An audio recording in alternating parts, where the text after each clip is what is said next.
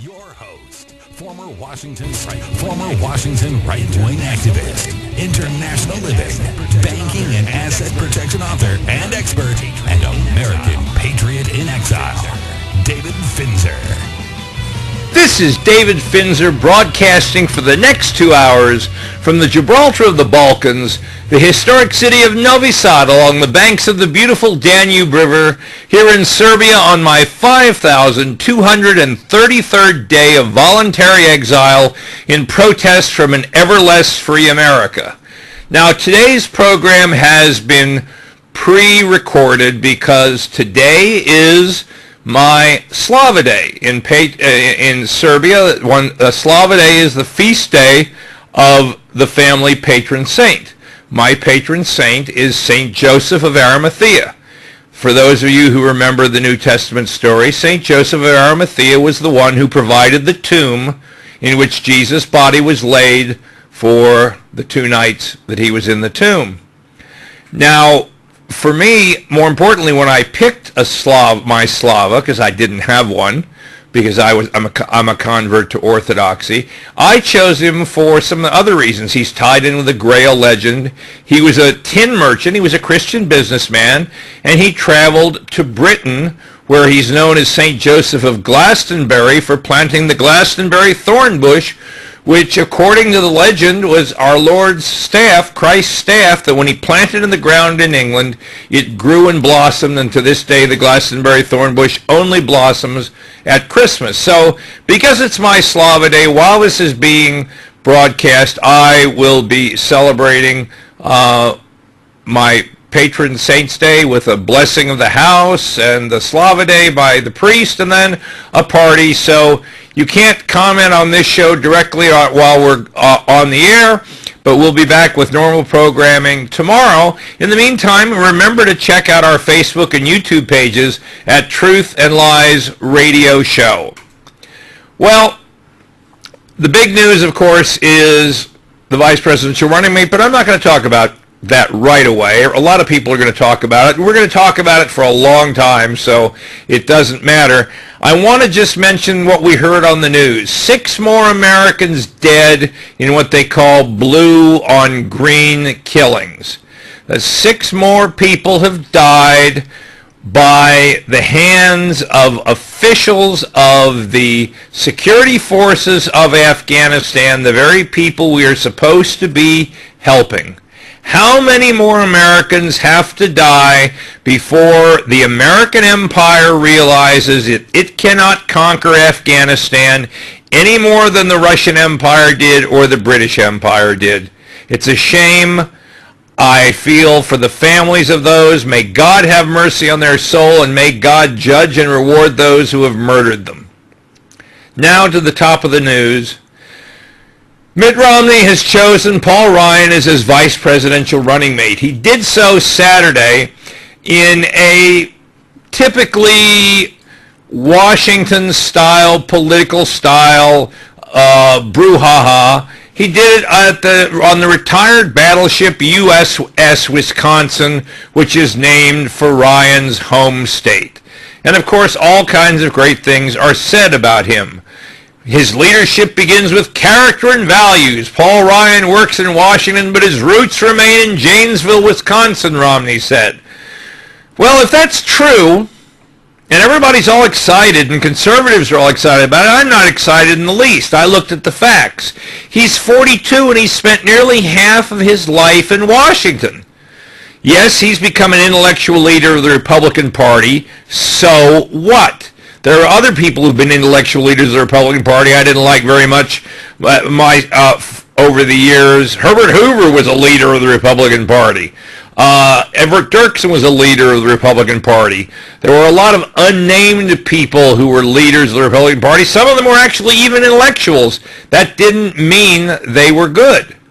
Romney went on to stress that his campaign will focus on ways to create jobs, protect Medicare and Social Security, and repeat, in the most hypocritical of all, repeal the health care law enacted under Barack Obama, which is based on the health care enacted under Romney when he was governor of Massachusetts.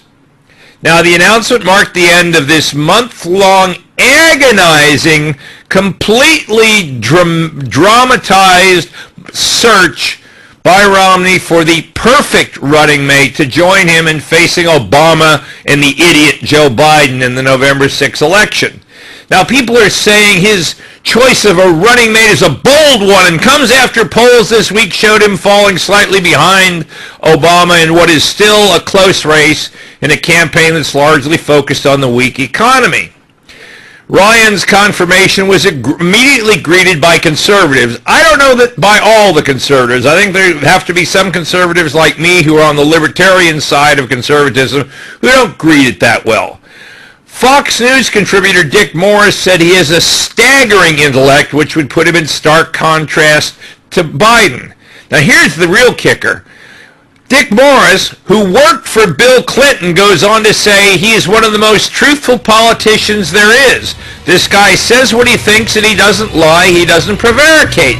How would Dick Morris, who worked for Bill Clinton, know the difference between a truth and a lie? I know about it. That's why I have this show, Truth and Lies. Dick Morris wouldn't know the truth if it jumped up and bit him in the butt. This is David Finzer for Truth and Lies Radio. When we come back in just a few minutes, we're going to pick Ryan apart.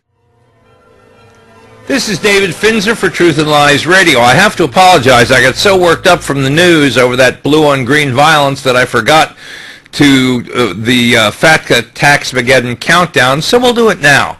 According to the big clock on Truth and Lies Radio's FATCA/Tax-Mageddon Day countdown page, your taxes will skyrocket and your worldwide financial privacy will expire in 141 days, 15 hours, 35 minutes, and 28 seconds.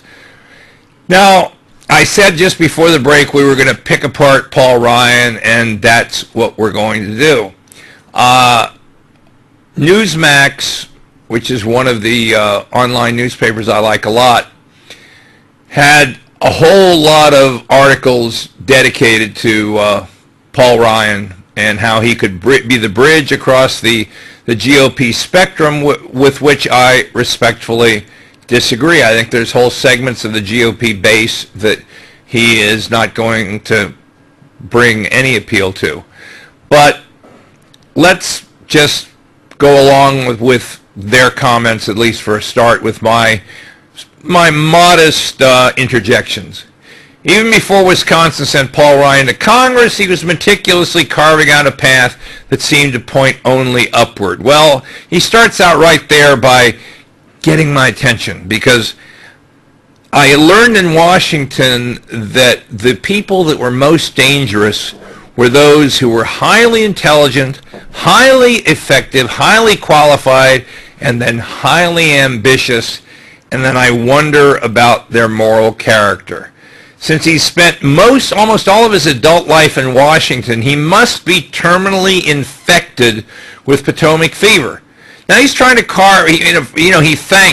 we heard him thank Mr. Romney and Ann for the nomination. Of course they thanked them. He's trying to become the Republican John Kennedy.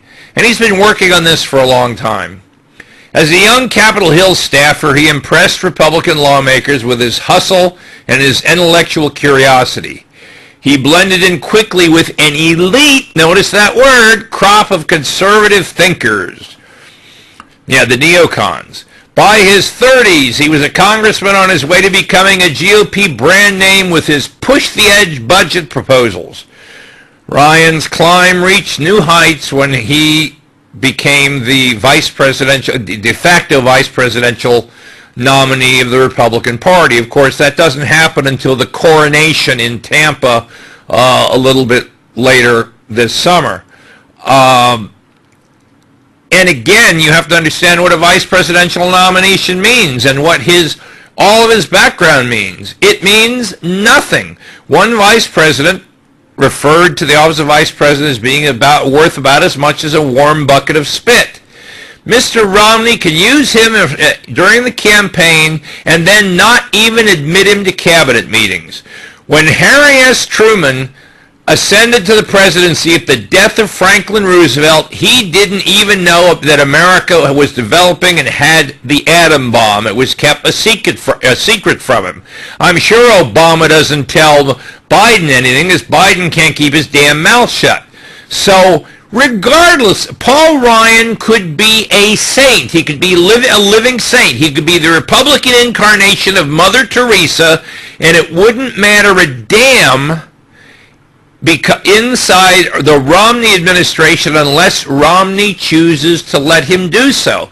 And since he has been on the opposite side historically of most of the things for which Mitt Romney has stood for, either Ryan has to sell out or Romney keeps him locked in the closet and trots him out to keep the conservatives, at least as many of them who will fall for his line as possible. But let's go on and look at what he's done. As chairman of the House Budget Committee, Ryan is supposedly a link for Romney to the Capitol Hill leadership, at least on the House side, and underscores Romney's efforts to make the election a referendum on the nation's economic course. Romney, of course, is a statist capitalist, so he would like to see the economy improve, especially for his pals in the big corporations and the big banks. Romney also could see his standing improve in Wisconsin, a state Obama won handily 4 years ago, but could be much tighter this November. Tighter, yes. Win, no. Even so, Romney has been a double-edged sword for Ryan's been a double-edged sword for Romney. It cuts both ways. The congressman's endorsement of Romney came at a critical stage in the GOP primaries, giving him a boost to this Wisconsin race that effectively buried Romney's final threat. Paul Ryan didn't do that by accident. That was calculated. That was planned. This man shows every sign of a very, very smart politician. Now you say, gee, that sounds good. Yeah, if he believes in the right things, but I'm not convinced he does. Because he is a Republican first and a conservative second or third, because he's a Paul Ryan to get as far as he can first, a Republican second, and a conservative third. Bill Clinton was one of the greatest politicians of modern times. He was a lousy president, is a lousy human being, but he was a great politician. But it also meant that Romney was embracing Ryan's sponsored budget proposal. The Democrats are targeting very strongly as wicked and evil and bad and terrible for the poor and elderly, an attack on Medicaid, attack on Social Security, etc. Nevertheless, all of these people are just brimming over with encomiums about him being a bridge between the GOP establishment and the annoyed, angered Tea Party movement. But, as I said, at 42, Ryan spent almost half his life in the Washington fold, which means he spent all of his adult life in the Washington fold. The last 14 years he spent representing a southern Wisconsin district that runs from the shores of Lake Michigan through the farm country south of Madison. It's obviously got to be south of Madison because a Republican or anyone pretending to be conservative could not be elected in Madison. He was first exposed to Congress as a summer intern to Senator Robert Caston. With an economics degree in his hand, Ryan worked his way through committee staff assignments. Now, committee staffers are bigger cutthroats than congressmen as a whole, which means he worked his way up partially through talent, but partially through knifing the people in the back, I'm sure. He became a prominent think tank and top legislative advisor, and in these roles he continued to arouse people and wait for an open seat in his home turf.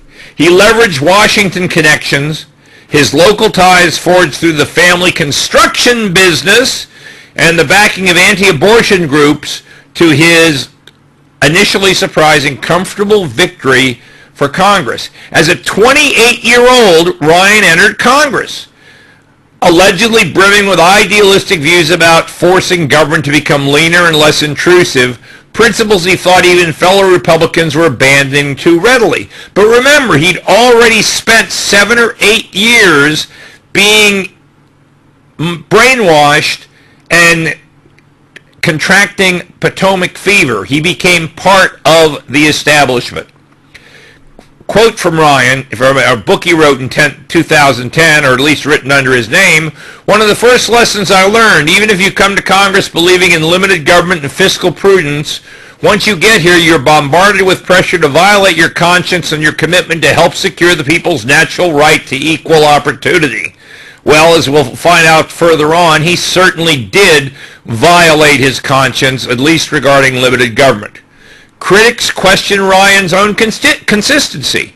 They noted that he backed a prescription drug benefit under George W. Bush's presidency that added a strain to the Medicare budget, which Ryan touted at the time, while he was still voting for this drug benefit, as, quote, one of the most critical pieces of legislation since he joined Congress.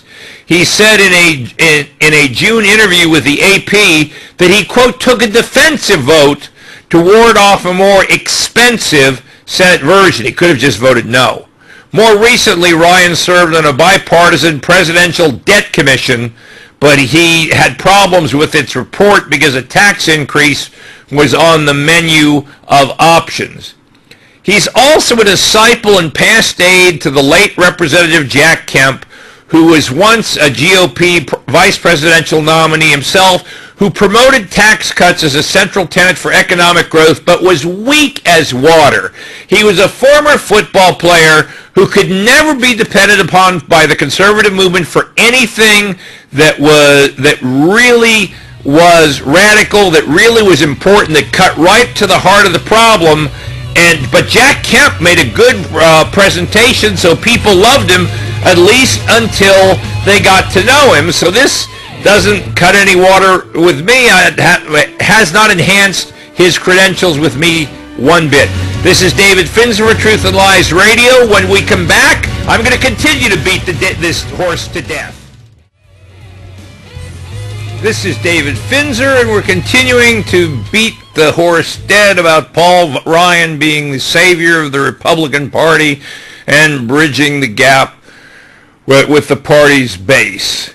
I thought, in fairness, it would be interesting to see what some of the left-wingers had to say about the Paul Ryan as VP. And so I looked, there are a couple of those, their newsletters to which I subscribe as well. And they had made some interesting comments. They said the Romney campaign needed a game-changing action to take public attention off of Romney's tax issue, a message that Democrats have been pounding away on for weeks. While Ryan is sure to energize sections of the base, the pick will not save the Romney campaign, and according to Policy Mix, here's why. First, the Ryan attempt to privatize medical care. Now, that's one of the things I think is a good idea. The third rail of politics, the third rail on an electric railroad is the one that carries all the power, and that's generally refers to an untouchable part of government in the sense that any politician trying to touch it will suffer immediate and severe political consequences. In 2012, Ryan proposed to privatize Medicare. He didn't just tweak the third rail issue, he grabbed hold of it and started pounding on it with a big sledgehammer. Under Ryan's plan, Medicare would be replaced with a private voucher system that provides payments to individuals in the program and let them decide how to spend money from a pre-populated collection of private insurance companies.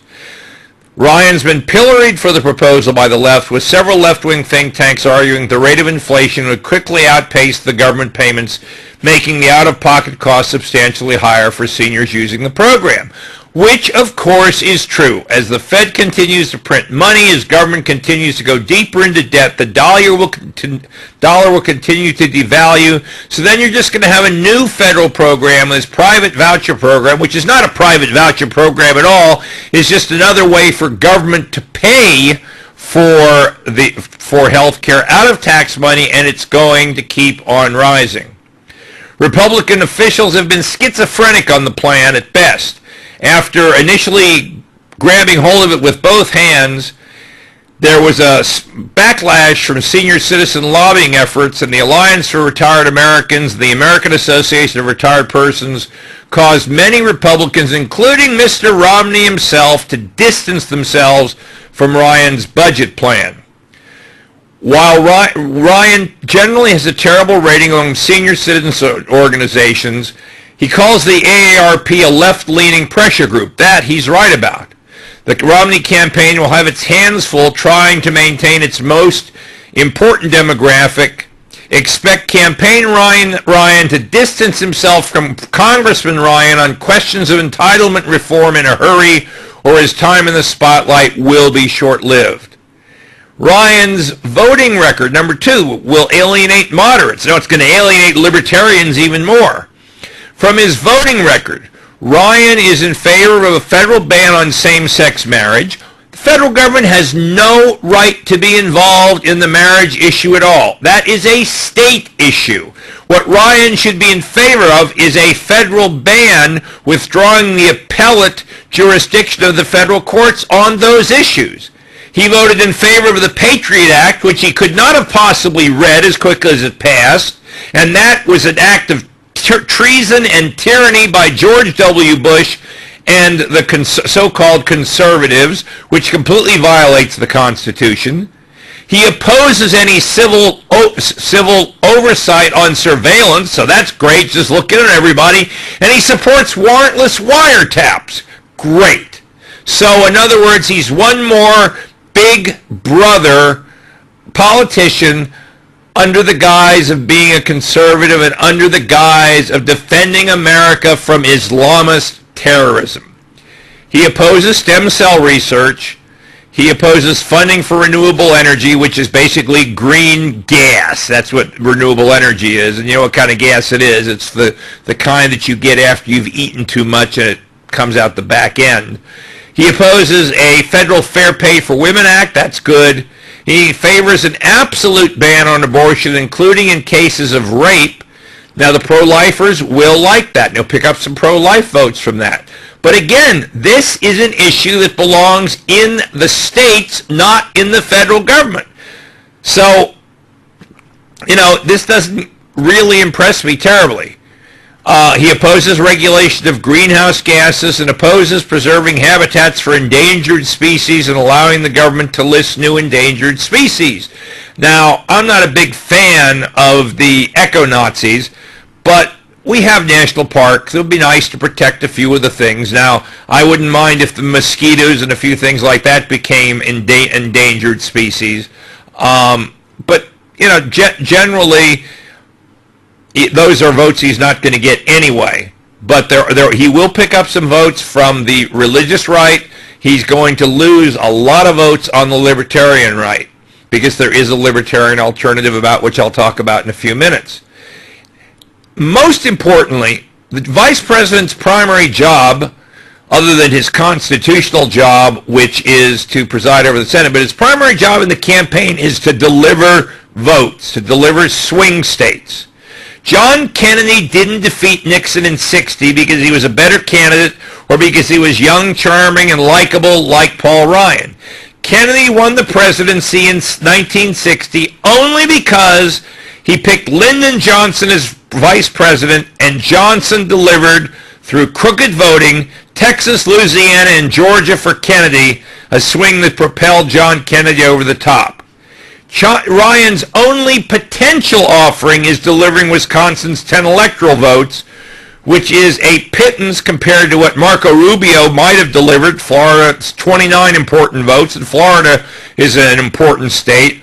Or even Senator Rob Portman's potential to deliver Ohio's 18 swing votes, which is a big swing state that's very important. No Republican has ever been elected president without winning Ohio. And no Republican has won Wisconsin since Ronald Reagan. Obama is currently polling 5 to 7% ahead of Romney. And Ryan isn't going to get Wisconsin for him. And Ryan's economic voting record is completely political. He voted in favor of the GM and Chrysler bailout packages. He voted for President Bush's TARP bank bailout, which cost $700 billion. He and Romney ought to get along great. He's one more person in favor of crony capitalism. When we come back, we'll talk about an alternative. Well, there is an alternative. Libertarian Gary Johnson. There is a third party in the United States called the Libertarian Party. Now, it's had problem getting traction, even in places like Nevada, where there's a lot of libertarian leanings. The party lags in registration. Part of it is the libertarian problem itself, because libertarians, because they are such free thinkers, often have a hard time agreeing on what libertarianism is, but they all agree at least that it's less government. Gary Johnson, though, is one of the most interesting Libertarian Party candidates, at least that I can remember. He wants to go from, his goal is to go from being Gary Who to who the hell is Gary Johnson? And he's trying to do that, with, among other things, some political stunts, like climbing that artificial mountain wall, which he did in Nevada, which I thought was pretty cool. He's quite an athlete. If I grabbed hold of the wall would fall in. But he can only hope that his unknown quality will motivate people to look at his website and learn more about him. Johnson says that the only way he stands a chance as a third-party candidate running for the nation's highest office is for people to check out his website, GaryJohnson2012.com. He said, that's all I need. That answers who the hell is Gary Johnson. That's what I need for people to be saying. If that happens, I'll be in great shape. Johnson is not your average third-party kook running for president with no clue of how to be the chief executive of a large government. He's a two-term governor of New Mexico. Now, when he became governor of New Mexico, it had a huge, over $1 billion debt. When he left, it had a surplus.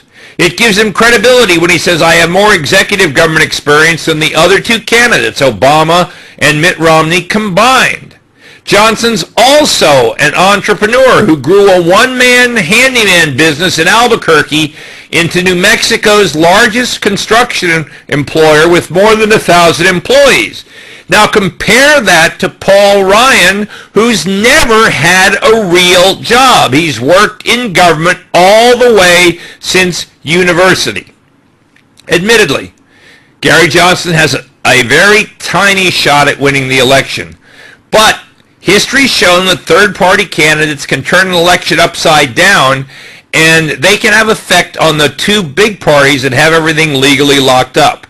In 2000, Ralph Nader received just 2.75% of the vote nationwide, but his 97,000 votes in Florida were enough to lead to a system that eventually awarded the presidency of George W. Bush over Democrat Al Gore. Remember that hanging Chads, this Chads, the whole stupid mess. If you're too stupid to know how to cast a ballot, then you probably shouldn't vote. In 1992, Ross Perot took 19% of the popular vote, which effectively doomed George H.W. Bush's bid for re-election. Gee, what a loss. Johnson would relish the role of a spoiler, especially in a battleground state like Nevada, where the race between Obama and Romney is expected to go down to the wire. Johnson thinks he can take votes away from both candidates, depending upon the state. I could be a spoiler for Romney in some states and a spoiler for Obama in others, according to Johnson. Now, I don't agree with everything that Gary Johnson says. I'm pro-life. He's pro-abortion. That's a big one. There are other things in which I don't agree. Some of his foreign policy things I don't agree with. But I would rather vote for someone who believes in less government than bigger government. All the Republicans want to do is play Richard Nixon all over again and say, we can manage this government mess better than the Democrats. Gary Johnson wants to dismantle as much of the federal government as possible, and I would vote for that. And I would vote for it, and I wouldn't be throwing my vote away. People say, oh, if you vote for a third party, you vote you throw your vote away. No, I would do it to punish the Republican Party, as I've said over and over, for giving us lousy nominees that we cannot get behind, that we can't back, because they really don't stand for true conservative principles. Barry Goldwater defined conservatism, and the modern definition of conservatism is limited constitutional government, free enterprise, traditional cultural values, and a strong national defense. Now, the Republicans fail on most of those. Johnson, I think, fails on the last one, for sure. But one of the traditional cultural values of America is leaving people alone to make their own choices, and libertarianism stands for that.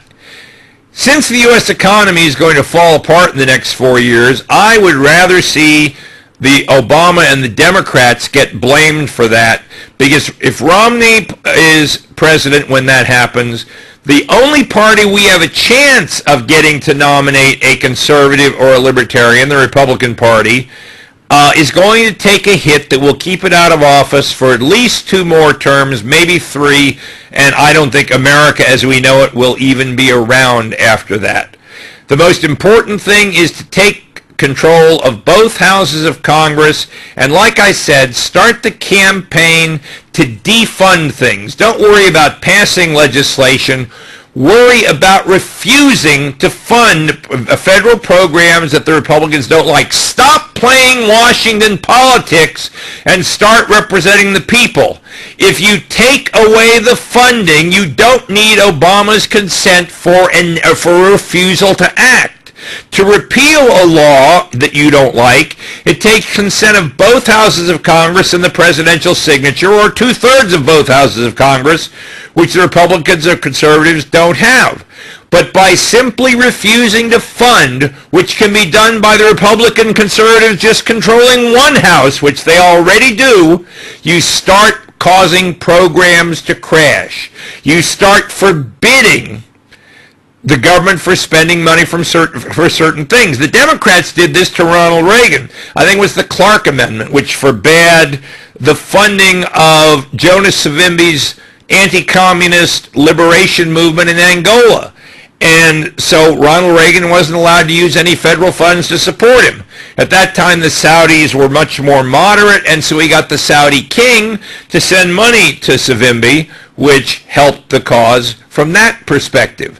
But there is a way to stop this if people will step up and do it, and it's not about passing new legislation so much as defunding existing legislation and letting it die on the damned vine. You know, the United States is its own worst enemy, and there's proof of that in our next story. Believe it or not, the United States is buying arms, buying weapons from Russia. For the past year, the Obama administration, in an unprecedented move, has been criticizing Russia for selling weapons to Syria and blocking the United Nations from condemning the conflict that's killed more than 10,000 people. Yet, hypocritically, at the same time, the U.S. has been buying military helicopters from an unlikely source, the very same Russian government-owned company that Congress says is arming the Syrian fascist regime. Since May of 2011, the Pentagon has paid, let me try to pronounce this name, Rosenboron Export, $411 million for 21 MiG-17 helicopters. Now, some lawmakers who are intelligent enough to put 2 and 2 together and actually come up with 4 are saying the sales must stop. We should not be using U.S. taxpayer dollars to support a company that is arming a regime in Syria that's murdering innocent men, women, and children, said Representative Rosa DeLauro. The House recently passed an amendment sponsored by the Connecticut Democrat that would ban future contracts with that company. For once, and one of a very few times, I'm on the side of the Democrats on this one. The U.S. buys weapons and military supplies from defense contractors around the world at the same time that it's complaining about big companies offshoring part of their companies. The government of the United States, or United States Incorporated, is offshoring its military. It buys ships from Australia, airplanes from Italy. I'm sure the Italian airplanes are going to look nice. I'm not sure how well they're going to work. Combat vehicles from Britain. And Congress is just going along with it. The lawmakers say doing business with Russia is different given the complicated relationship between the two countries. Well, we've reached the top of the hour, and so with that bit of insanity, I'm going to have to end. When we come back after the news, it will be Money Monday, so we'll be talking about economic matters with Michael Gard, the CFO of Capital Conservator, and we'll talk about where the economy's going, which is down. This is David Finzer for Truth and Lies Radio. This is David Finzer broadcasting for the second hour from the Gibraltar of the Balkans, the historic city of Novi Sad along the banks of the beautiful Danube River here in Serbia, on my 5,233rd day of voluntary exile from an ever less free America. As I mentioned at the beginning of the first hour, this program is being pre-recorded because today is my patron saint's day, and I will be having a religious celebration followed by a party in true Serbian Orthodox style while you'll be listening to this recording. You can still send me an email at david@truthandliesradio, and I'll try to comment tomorrow. So that's just a little different than normal. Today, of course, is Money Monday, so that means my economic co-host, Michael Gard, the CFO of Capital Conservator, is with me. But before we start talking to Mike, we need to look at the debt clock, just so we know how badly America is sunk. And according to the U.S. debt clock, the total U.S. national debt is $15,963,825,000,000 with a debt per taxpayer of almost $140,000, while the debt per citizen is only $50,000, which shows all those people who are not contributing to the government but probably getting something from it. As always, the gross domestic product is lagging significantly behind, almost $700 billion behind the national debt, which means that the total value of all goods and services produced in the United States in a year still wouldn't pay off the national debt. The total U.S. debt, when you add everything up, is, and again, every day I do this, and I try to think of another word: staggering, humongous, incredible, gargantuan, $56,964,468,000,000. Guys, the United States government is broke. They don't want to admit it. If it were judged by the same standards as a third world country, it would have a rating of whatever the lowest rating there is. It would have a junk bond rating. Well, David, looking at that number, the last number you just put up, I think that's underrepresentative, actually. The last numbers I saw about Medicare liabilities and what we owe to existing people now, it's closer to $85 trillion just for the Medicare.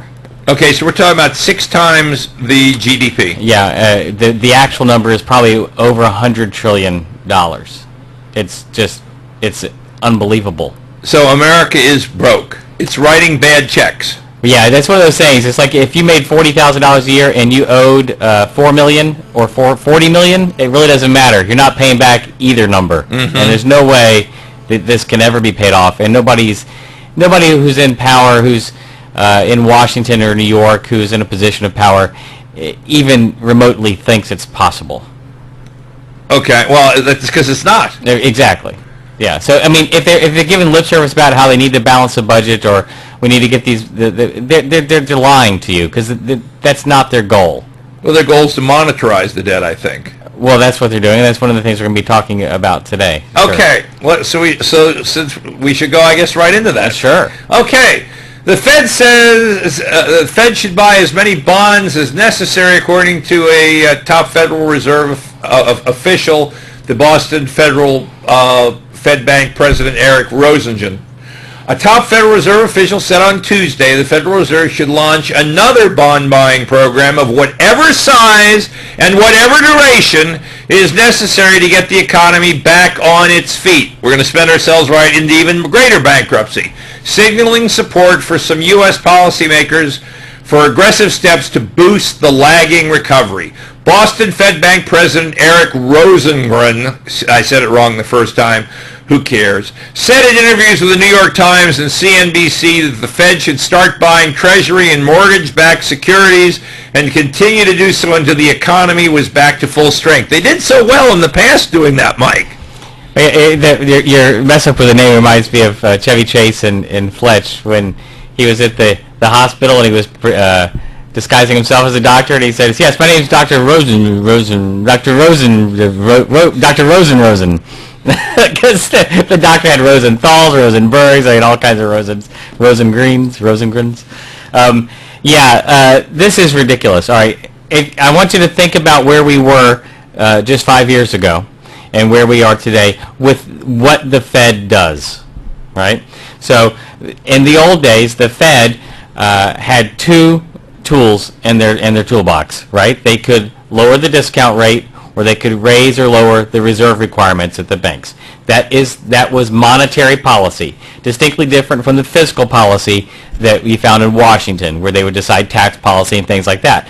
And with those two instruments, they would try to tinker with the economy. But the economy, for the most part, was a free economy, free enterprise, and there was trading and capitalism and everything going on, right? That is the old days. But now what we're seeing is an increasing of the Fed's powers, and that's what it is speaking to. Okay, so when we come back, we'll talk about the new days and the new things that they're doing to further destroy the economy. This is David Finzer with Michael Gard for Truth and Lies Radio. Don't go away. We'll be back to trash the Fed and the economy some more in just a few minutes.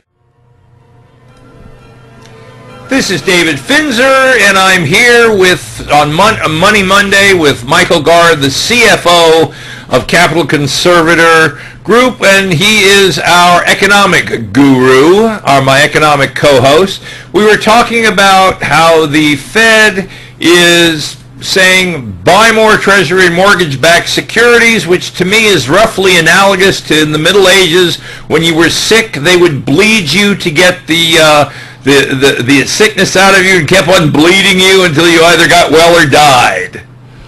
Yeah, or leeches. They put leeches on you. Yeah, right. Yeah. Right. One good thing. So this is medieval economics here. Well, Eric Rosengren, he's a top official with the Fed, right? He's the Boston Fed Bank president. However, he is not currently sitting on the Federal Open Market Committee, right? Which is the committee which puts forth the proposals and votes on them. Of course, Ben Bernanke being the chair pretty much gets his way with the Open Market Committee anyway. But Rosengren doesn't sit on the committee now. And what he said about buying is all the treasuries as much as we need to keep the economy going, it goes exactly against what Ben Bernanke said immediately following the latest financial crisis, when Bernanke said we will not monetize the debt. And he said that point blank in front of the House committee. He said we're not going to monetize the debt. Now, of course, 2 quantitative easings later, where we've done just that. And quantitative easing means printing a lot of money, right? Well, there's a good point here. Now, okay. The Fed will tell you all the time that they do not print money, right? The U.S. Mint does that. That's a Bureau of Printing and Engraving, actually, not the Mint. Right. They purely create electronic money. That's right. Even better.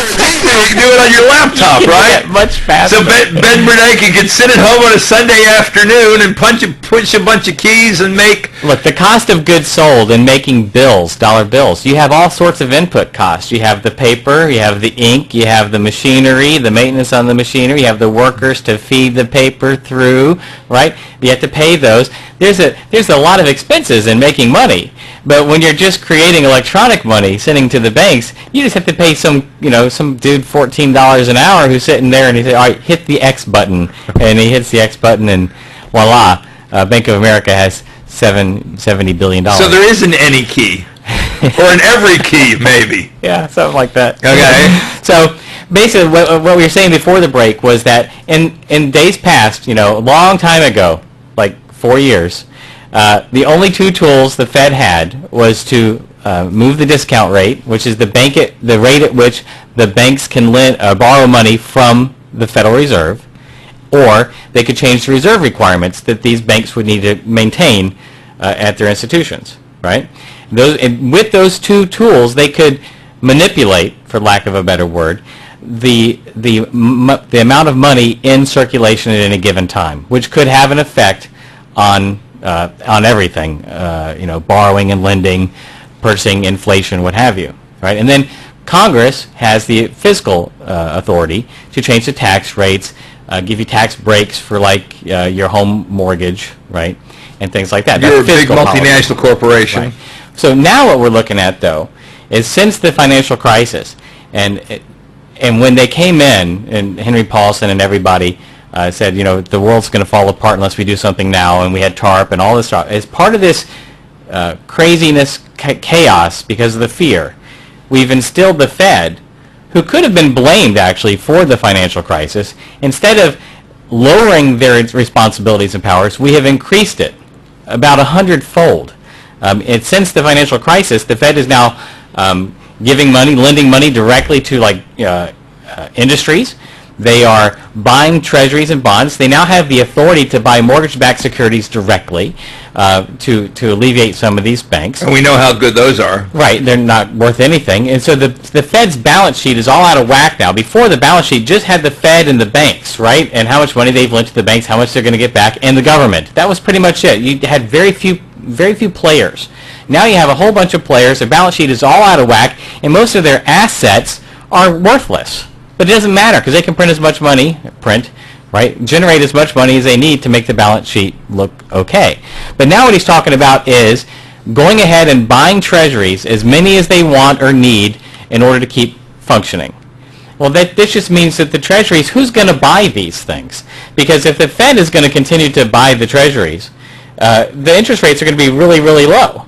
So why would you want to own those, right? Because they're not going for the actual rate, what they're really worth. So you can't sell them, you can't buy them for a good price. So it's better to buy 7% Italian bonds? Well, I don't know that I would go there either. Okay. But basically what he's saying is that there should be no limit on how many bonds they should buy, which is just simply, we will monetize the debt forever. So what this is just the economic side of the government's illimitless appetite for being involved in everything. Well, what it scares me, yes, exactly. The Leviathan. Well, basically what we're getting to, David, is, like I said, in the old days, they had these tools and they would use them, and Congress would have their tools and use them. But now what we are doing is we are trying to centrally plan the economy. Which worked so well in the Soviet Union. And that's exactly right. And that's the hubris that goes before these men thinking that the economy, the world's largest economy, the largest economy the world has ever seen, can be managed centrally by them. It's unbelievable. The arrogance that they show, that they think that they can manipulate it just right. Because what's happening, we're not seeing inflation. So far they're being relatively successful, but they're playing with a very dangerous tool here. Because what's happening is they are lending money to the banks, the big banks, Bank of America, Goldman, and they're lending it to them at zero interest, right? And they're friends of the banks. And I say friends because it's the actual big banks that truly own the Federal Reserve. Those are the people that the Federal Reserve really reports to, not the government, right? They are really owned by the big banks. They are there for the big banks. And they admit that they're owned by the banks. Well, more or less. I mean, we don't know. We can't see the book. It's all private. But They admit they're private. Exactly. They're not a government institution. But that's who they report. So they lend all this money to the banks, right? At no interest. And then those banks will buy the U.S. Treasuries, getting 2% interest, right? And then sell those Treasuries back to the Fed. So the banks, the big banks, Goldman, Bank of America, all these guys have it's like a perpetual motion machine. They borrow at 0%, they buy something that pays 2%, and they sell it back to the Fed right away. Sounds more like a Ponzi scheme than perpetual motion. I don't know that qualifies as a Ponzi scheme. It's just a scheme. It's a scam. I mean, if you could borrow money at 0%, there is no limit to how much you could borrow. Mm-hmm. And if you had a sure thing that was going to pay you 2%, well, if you could borrow an infinite amount of money, how much would you borrow that you could get 2% on? I mean, as much as you can, right? And that's basically what the big banks are doing. So, but why don't we have inflation now? If the Fed is printing all this money, creating all this money, why don't we have inflation? Well, inflation only comes into effect when there's a lot of money in the system. Well, the Fed's creating this money, but it's all sitting on the balance sheets of the banks. You have to remember, the banks were hurting. Okay, the banks aren't lending it; they're just they're sitting on it. They're using it to pump up their balance sheets so that they look raise their stock stronger. prices, etc. Yeah, to raise their stock prices, to generate money, and of course they pay off all these big bonuses and stuff to their employees and their executive staffs. But it's more than just that. They are creating a buffer on their balance sheets so that they appear stronger, which does help. But that's also going to run into the next story we're going to talk about a little bit, which is what happens when this falls apart.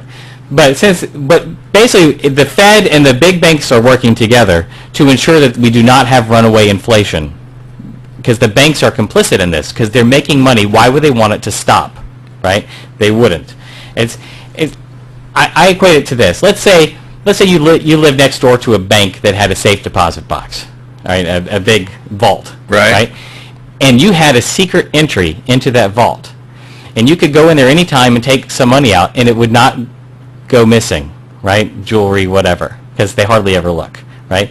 You could continue to take money out of that vault for your entire life. But now one day you've heard that the cops are on their way, right? And they're going to be there tomorrow. Well, that night when you break into the vault, how much do you take? Well, you take everything you can get your hands on, because when the jig is about to be up, you grab everything you can and run. And this is exactly what the big banks are doing now. The jig is almost up. The dollar will be falling, and it won't be long. So they are taking everything they can, pumping up their balance sheets as much as they can, because they're getting ready for the day when it all falls apart. Wow. Okay. So, and the United States government is just going along with this and letting them do it, and not stepping in and saying don't. Well, I just don't think they've caught on necessarily. Really? I don't know. Okay, I mean, somebody's got to have figured this out. Mitt probably knows. Well, yeah, he's a big advocate of crony capitalism, and we'll be talking about crony capitalism and the dangers of some kind of a collapse, a slip and a fall when the banks hit the banana peel when we get back. This is David Finzer for Truth and Lies Radio.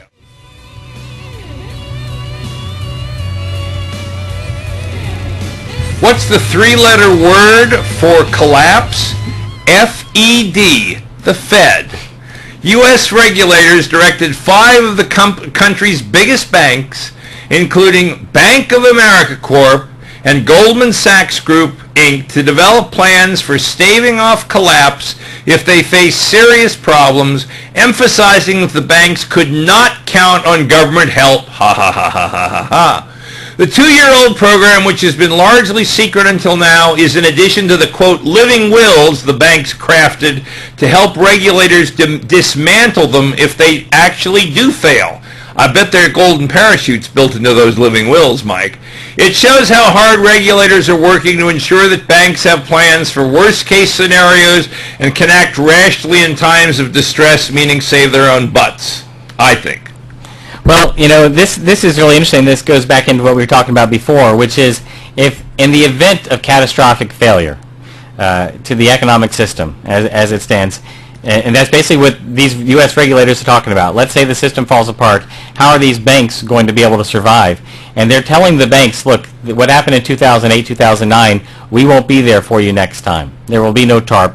There will be no fiscal policy to help bail you out. So you're on your own. Which goes back to what we were talking about before. Why are the banks building up their balance sheets? Because they were apparently told this in 2010.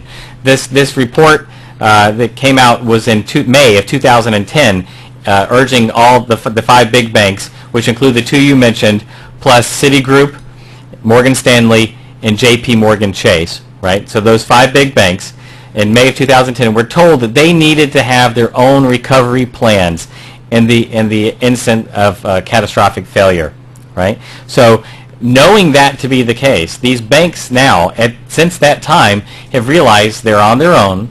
The government won't be there again, and so they just, instead of relying on the government, they decided to rely on the Fed. And that's why the 0% discount rate the Fed still has, and that's why they're boosting up their balance sheets like they are, getting ready for what they feel is probably inevitable. Now, this is not to be confused with the other plans, the resolution plans, what they call the living wills, because this is completely different, right? The living wills were basically, if your bank breaks up, how do we break it up and not destroy the system, right? This is a recovery plan, which is really more designed to protect the stockholders and to keep the company afloat, right? Make sure you can survive if the system breaks down. So it's completely different. One is, if the system breaks down, how are you going to survive? And the other is, if you break down, how can you make sure that it has a little impact on the system? So this is the first one, with the recovery plan. Okay. Right? So, but won't the one inevitably lead to the other? Well, that's what they're trying to do, is they're trying to disconnect the two. So that's why they have the two plans, so that if the system breaks down, the banks can still survive. If one of the banks breaks down, they're no longer too big to fail. The system can still survive. But our money is still just insured up into a maximum of $100,000 regardless, right? Yeah. So the stockholders are protected, the bank executives are protected, the banks are protected, and the people who have money in the banks are not. Yeah, that's pretty much it. And the funny thing about the whole story is that with all this said, we now have the report that this came out in May of 2010, that they were designed to create these recovery plans to make sure that their banks survive, right? We didn't even know which banks were given this ultimatum, right, until just recently, so 2 years after the fact. But now that we've even been given that, there is still 5,100 pages of information that the banks submitted that explain how they can protect themselves. We don't know what's on that information. Congress doesn't either. No, that's completely safe. But I think I have an idea. Okay. I think one of the ideas. You do. Yeah, I think one of the ideas was, hey, we'll borrow the money from the Fed, and we'll trade it on the stock market in a proprietary fashion for ourselves, and we'll front run our clients, so that when they invest in something, we'll buy the stock first and then sell it back to them for a couple of pennies more. And this is what happened with Goldman Sachs last year, right? During the first half of 2011, Goldman Sachs had a winning day on the stock market from the proprietary desk, which is their own trading, every day. Every day? Every day. How? For 6 months. What are the odds of that? I think it's probably about the size of the national debt to 1. So it's like flipping a coin until it lands on its edge. Try flipping a coin about 150 times and getting heads every time. That's about the chances. Okay. It's virtually impossible. Everybody knows it's virtually impossible, but nobody's doing anything. The SEC hasn't looked into it. No. But and when I say front running, let me explain a little bit what that is. Okay. Let's say you have an account at Goldman Sachs, right? And you want to buy Apple stock, APPL, right? Apple. And you tell your broker, you call him up and say, yo, Joe, I want to buy Apple at 120. I want to buy it at market. Let's say I want to buy it at market. I want to buy 1,000 shares, right? So Joe says, got it.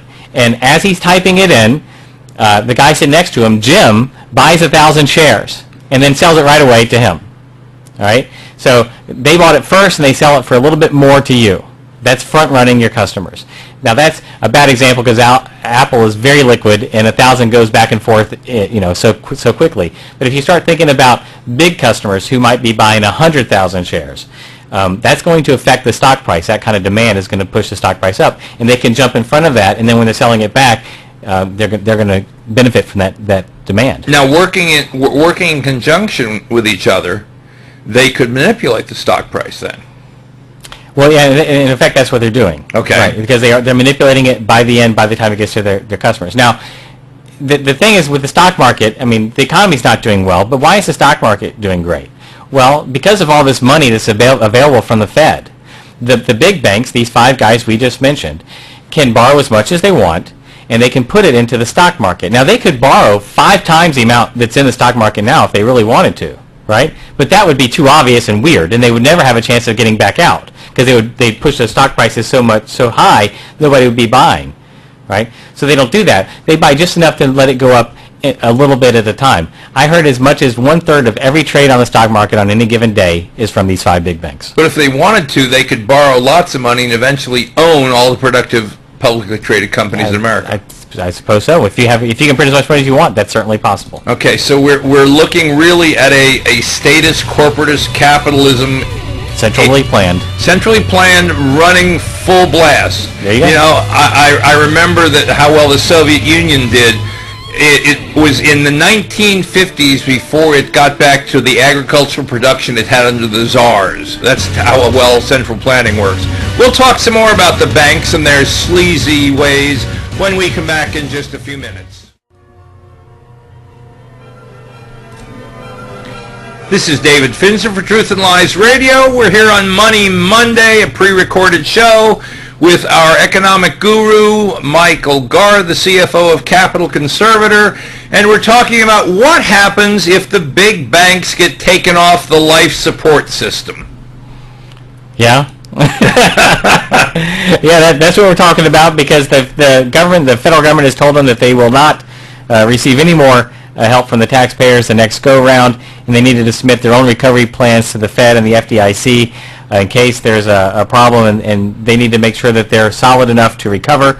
Of course, they've been helped all this time by the Fed, being able to borrow at 0% interest and invest in bonds or the stock market. But basically what we're looking at is the takeover. There was a chart I saw some time ago, and it showed the number of banks that existed in the United States circa 1980 compared to the number of banks that exist today, and it was how many banks control 80% of the market. And back in 1980, it took like 1,000 or something banks to get to 80% of the market, the biggest 1,000. And now you can get to 80% of the market with like 6 or 7. Well, that was before the Interstate Banking Act. Exactly. When banks had to stay within one state. And then the repeal of Glass-Steagall, which was a disaster because now you had investment banks joining together with depository institutions, retail banks. Which is also just a bad idea. And so we're not talking here about violating libertarian principles, because we're talking here about the banks being given special privileges that no one else has. Absolutely correct. And that's the thing. I saw this thing, just a little bit off topic. I saw this thing this past week. It was a picture of, because Obama's statement a week or so ago about how you didn't build that, right? Which has been used by the Republicans, because he's talking about small business owners. You didn't build that, but basically he's talking about the roads and the highways or what have you. Of course the small businesses built it. It was used with the tax revenue taken from the small businesses to build the roads and the electric system and all that stuff. But it had a guy who had a used car lot, I think it was a used car lot, and he had a sign out front, and underneath his sign it said, "Obama, I built this by myself, right, from scratch." And then some smart guy had put captions over everything in the picture that was provided by government, like the road, the electricity, and there were like a dozen or so pictures of things that he didn't provide. But all those things that the guy pointed out were from government monopolies. So you can't blame a guy for using the government monopoly when he's got no other choice. But it was still his money that he contributed, so there is no such, as Margaret Thatcher said, there is no such thing as public money. It's only taxpayers' money. Of course, but some people just will not get it. And they're saying, like, he's so ungrateful because of all these things the government provided. He wouldn't have a business if there wasn't a road coming to his business. He wouldn't have a business if there wasn't a public service, electricity, a public... Right, and when they put in the water system in front, they charged him per foot for frontage. They charged him a fee for doing it. When they put in the sidewalk, they did that. When they widened the road, they charged him. So on top of his taxes, He actually got charged if he was in the state of Florida or most states. I can't say everyone with absolute certainty. He was actually charged for those government improvements, so he paid for them again. So he did build them. It's like saying you didn't build your house because you hired a contractor to build it for you. Exactly. And his business is successful not because of the government things that he was given, right, at a price, but because of his industriousness, his desire to succeed, his entrepreneurial spirit. That's why he's successful. But the governments did build the big banks because they created special privileges for them. If anybody else was doing what the big banks are doing, the SEC would be all over them. Right, like green on grass. I've told people often that, look, if you don't like the super wealthy, then you need to get rid of government. Government doesn't help you from or save you from super wealthy or prevent people or just tax the super wealthy. Government creates super wealthy because if it weren't for government protections, the super wealthy would never be able to exist. It's because of the special treatment they get that they become super wealthy, including the banks, which of course have a great monopoly with the Federal Reserve. I mean, how come we can't borrow money at 0% from the Fed? Exactly. Why couldn't we? Because if I personally, just me, myself, could borrow $1 trillion from the Fed, I could make a lot of money. Right. You know? And pay it all back. And then everybody would say, oh, it's great, Mike paid back the money early. And if you could leave all your excess profits offshore untaxed until you bring them back and only pay an average 2.5% income tax, you'd be in a lot better shape. Absolutely. Look, if I could borrow $1 trillion at 0% and just get 2% back, right? Just real quick math means I'd make $20 billion. I could pay back that $1 trillion in 1 year, and I could say, look, I paid it back in 1 year. I mean, I took it out for 3, but I paid it back in 1. Aren't I great? And I'd have $20 billion, David. I'd have $20 billion. Isn't that great? Wouldn't that be nice? Oh, gosh. Well, we've been talking about 0%, so now let's move from 0% to zero IQ. Oh, you must be talking about Joe Biden. Yeah, we're going to talk about Joe Biden, right. Americans don't pay enough taxes and need to pay more for the good of the country's fiscal health, said Jared Bernstein, a former chief economic advisor to Vice President El Stupido Joe Biden and senior fellow at the Center for Budget and Policy Priorities, no doubt a left-wing organization. Well, let me ask you this. I mean, maybe Joe's not as dumb as we think. Maybe it's just because he's surrounded by advisors like this that he listens to. No, Joe's dumb. Okay. Joe's dumb. Congressional Budget Office data shows that the U.S. household pays less taxes now than they did 30 years ago. Bull! In 1979, the typical household paid 19% of their income in federal taxes, while the rate for a typical household today is 11%. Bernstein wrote in a Financial Times opinion piece. I only have one word to describe those 3 paragraphs. Liar, liar, liar. Well, here's the thing, David. And statistics are like a bikini, right? What they reveal is very interesting, but what they conceal is critical. Okay. Right? I think these are accurate figures of a variety because, as you state every day when you talk about the debt clock, the difference between money owed by taxpayers versus money owed by citizens. We have 47% of the country right now that pay no taxes whatsoever, and they are calculated into this. Now, in 1979, the number of taxpayers, or people who didn't pay taxes, was significantly smaller than 47%. So, for that reason, that's probably accurate. And now we know, of course, if this is such a problem, right, that we have these people not paying taxes, well then how much did GE pay last year? Right? 0. Right? And that's what we were just talking about. The corporate elite it's not about the tax rate. The tax rate doesn't matter. It could be 70%.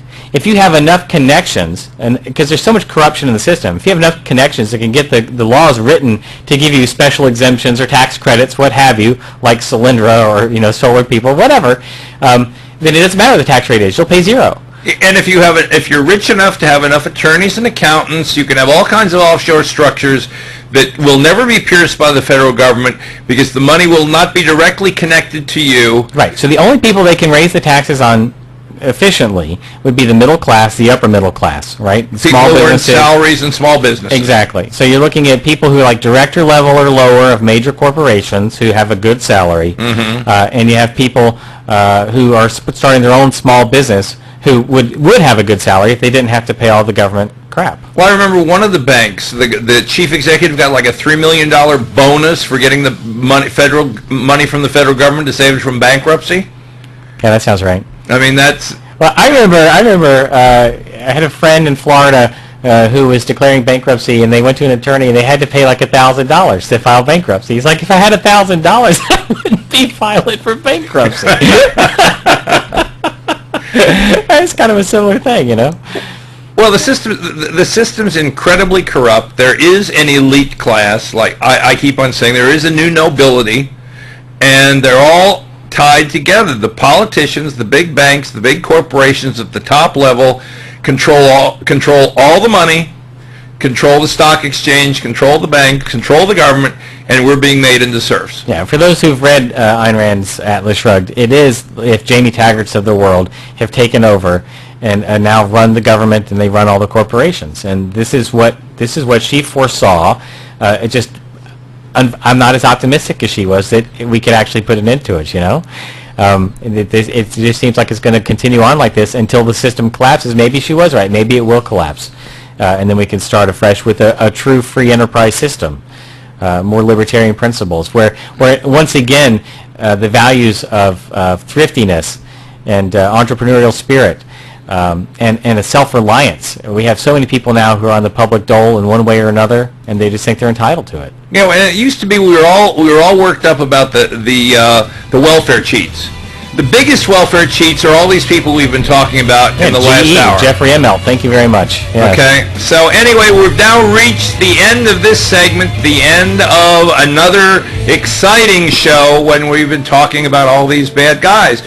Remember, you only have three choices. Give in and live like a serf, fight back until you can't stand it anymore, or get out and take your freedom with you. This is David Finzer for Truth and Lies Radio.